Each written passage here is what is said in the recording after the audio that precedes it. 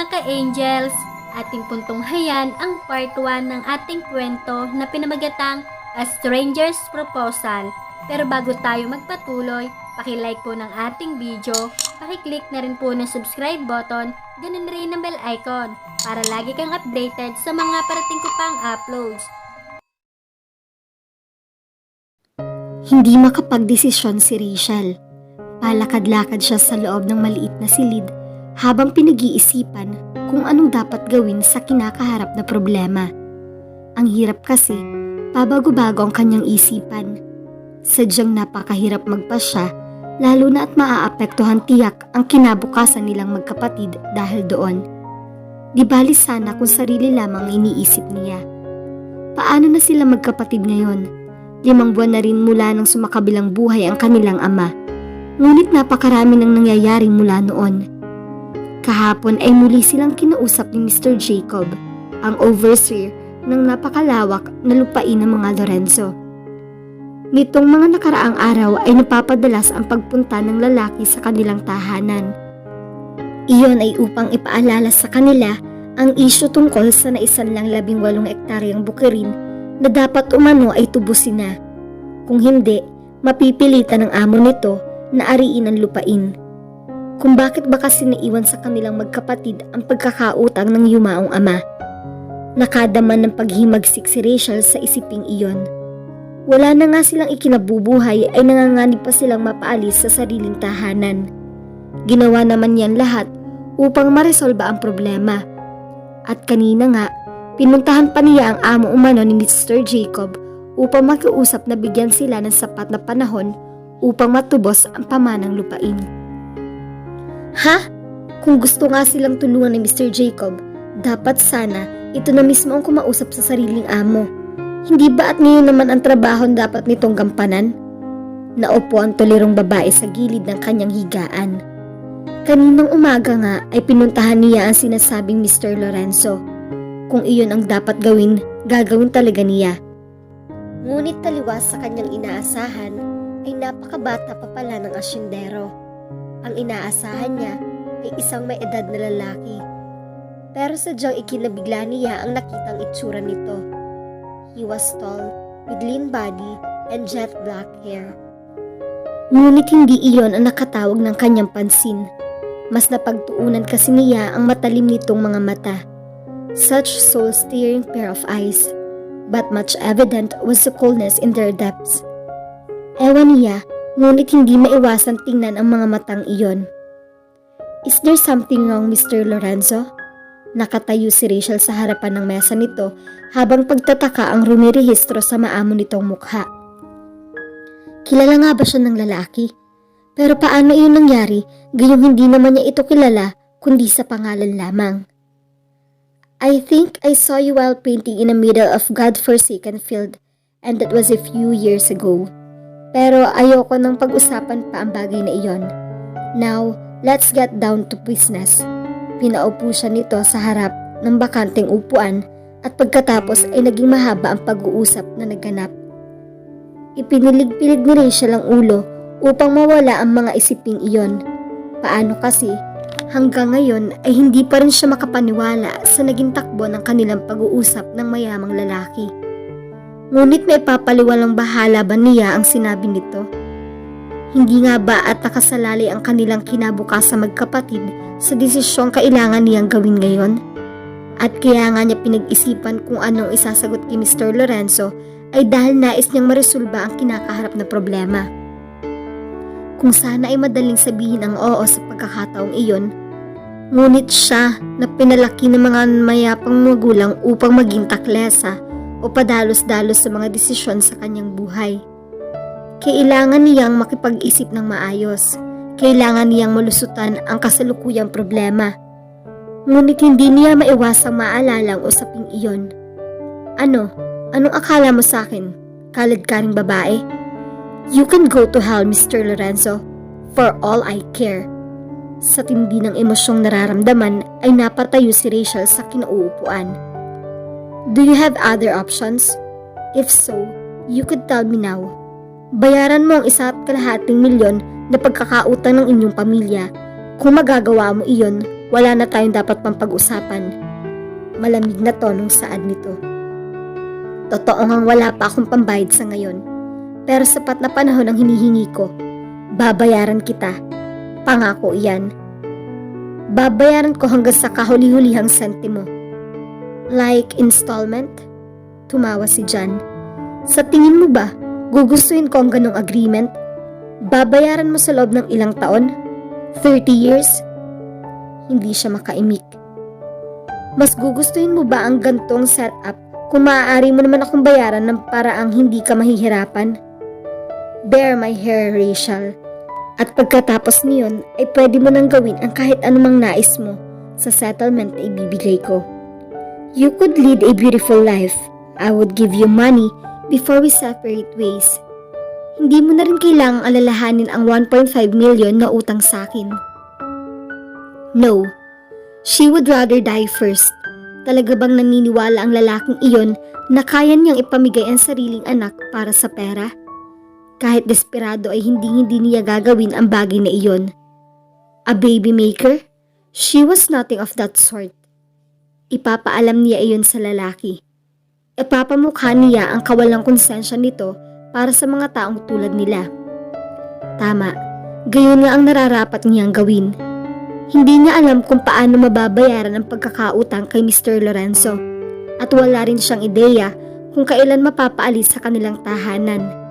Kung hindi man sila mabigyan ng kaunting konsiderasyon ay wala na siyang magagawa. 9:00 na ng gabi, gayon pa man ay hindi na niya maipaglalaban pa ang pakikipag-usap sa lalaking iyon. Sasabihin niya ang nasa isipan. Iisa-isahin niya sa harapan ng magalang na binata ang dahilan kung bakit hindi niya matanggap ang offer na binabanggit nito.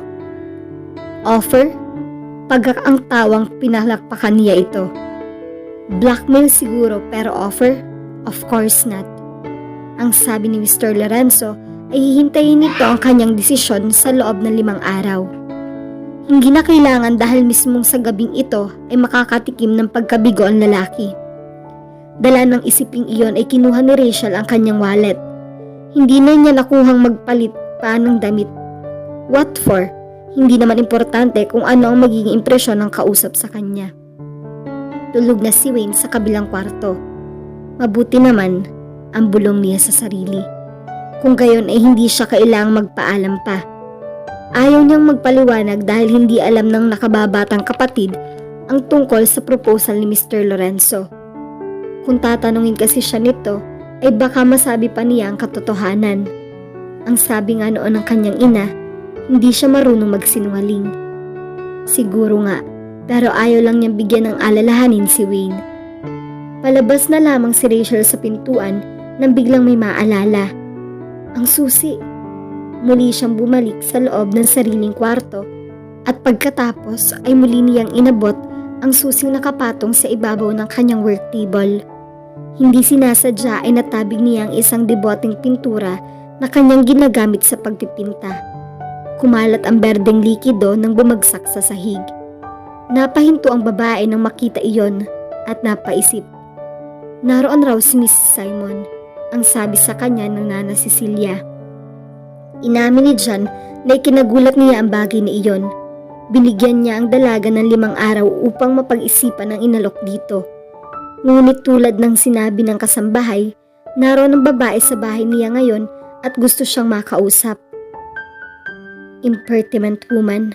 10:00 na ng gabi at halos lahat ng tao ay nagpapahinga na. But of course, maybe that woman could not wait to say yes to his offer.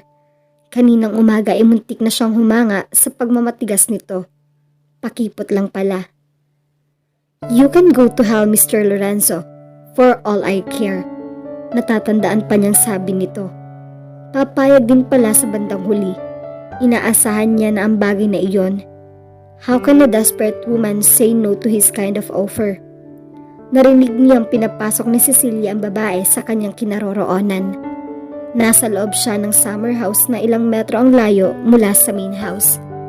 Nakaugalian na niyang pumunta roon upang makapag-relax kahit pa nga madalang na siyang manatili sa asyenda nitong mga nakalipas na taon. Idinikdik ni John sa ashtray ang sigarilyong hawak. Pagkatapos niyon ay narinig niya ang mabinhing paghakbang ng lalaki sa hagdanan ng summer house. Madilim ang lugar dahil nakapatay ang halos lahat ng ilaw. Pero iyon kasi ang gusto niya.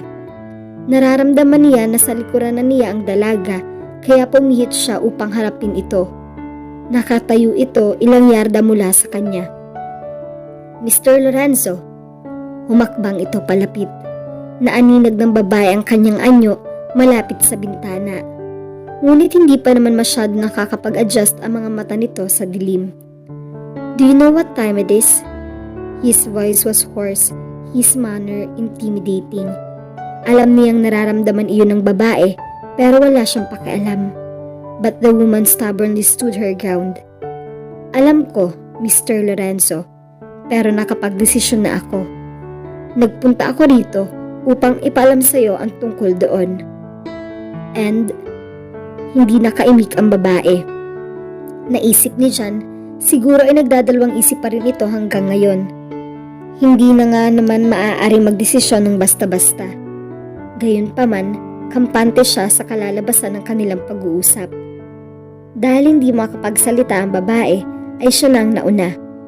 Sa palagay ko'y napag-isipan mo na ang tungkol sa proposal. Hindi ka mangangahas na magpunta dito kung walang dahilan. Tama ba? Huwag kang pasisiguro, Mr. Lorenzo. Tinawanan ni John ang babae. Oh, come on. I had you the moment you said you'll think about it. Gayunpaman, irirespeto ko ang iyong desisyon kung halimbawa nagkamali ako sa inaakala ko. Pero huwag tayo magsayang ng oras kung sakaling tama nga ako. Pwede ba? So what's gonna be, Miss Simon? Mukhang pinag-iisipan ng babae ang kanyang mga sinabi. Dahan-dahan siya nitong nilapitan at tinitigan. Sa paraan ng pagtingin nito sa kanya, alam niyang nakapag-adjust na ito sa madilim na paligid. Imbis na sagutin nito ang kanyang katanungan, ay nagpahayag ito ng sariling alalahanin. Linawin natin ang mga bagay-bagay. Ang sabi mo sa akin ay hindi na kailangang bayaran ang halagang inutang ng aking ama kapag pumayag ako sa gusto mo. Pinagmasdan ni John ang mahaba at alunlon nitong buhok. Tama ka. At hindi man diretsahan ay sinabi mo ring susuportahan mo at hindi papakailaman ang pagpipinta ko. Nagkaroon din siya ng pagkakataong pagmasdan ng mukha nito. Defiant, cat-like eyes, full sensuous mouth. Among other things, sinabi ko rin bibigyan ka ng settlement bago tayo maghiwalay. Pwede kang bumili ng lupa at bahay kung gusto mo. O kaya naman ay kotse at alahas. Either case, wala na akong pakialam. Maaari mong gawin ang gusto mo sa pera. Matatanggap mo ang paunang bayad sa araw ng kasal natin in cold ash. Isa lang ang hihingin kong kapalit, Miss Simon. I want a son. Kasal? Of course. Ayaw kong tawaging bastardo ang magiging anak ko. Huwag kang mag-alala dahil babayaran kita ng malaking halaga kapalit ang hinihingi kong ito. For services rendered. He openly smirked at last word. Napaismid din ang kaharap na sa narinig. Hindi alam ni John ang takbo ng isipan nito, lalo na nang hindi siya sagutin ng babae sa loob ng ilang minuto. What? Inaasahan ba nitong hahayaan niyang maipasa ang kahihiyan sa magiging anak nila? Dahil lang hindi niya pinakasalan ng ina nito. It was a necessity that they get married, kahit pa nga sa papel lang ang kasalang magaganap. He only wanted to have a son, not a bastard son. At wala siyang pakialam sino pa man na magdadala sa kanyang anak. As long as she was intellectual with commendable and appearance. Muli niyang pinagmasdan ang kaharap na babae. Hindi niya masyadong napansin kanina, pero nakakasiguro siya ngayon na magkakaroon siya ng napakaganda o napakagwapong anak.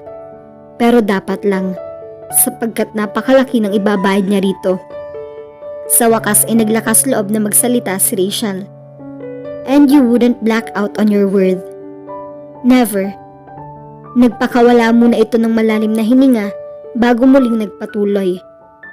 Then, I accept your proposal. At dito na po nagtatapos ang ating unang kabanata ng ating kwento. Samahan niyo po uli ako sa mga susunod ko pang kabanata. Maraming salamat po.